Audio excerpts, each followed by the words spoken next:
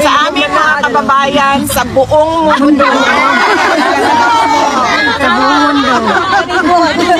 Mga kababayan sa buong mundo, maraming salamat sa inyong pagpapakita ng pagmamahal kay dating Pangulong Rodrigo Duterte.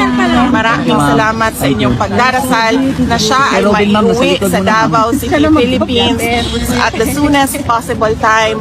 At maraming salamat sa inyong pagpapakita ng suporta para sa aming pamilya at sa aming pinagdadaanan ngayon. Patuloy nating mahalin ang ating bayan, patuloy nating ipaglaban ang tamang governance sa ating bayan. At kayo ay mag-ingat kung saan man kayo na parte sa mundo at lagi kayong magdasal. May God bless you. Thank you. Salamat kayo.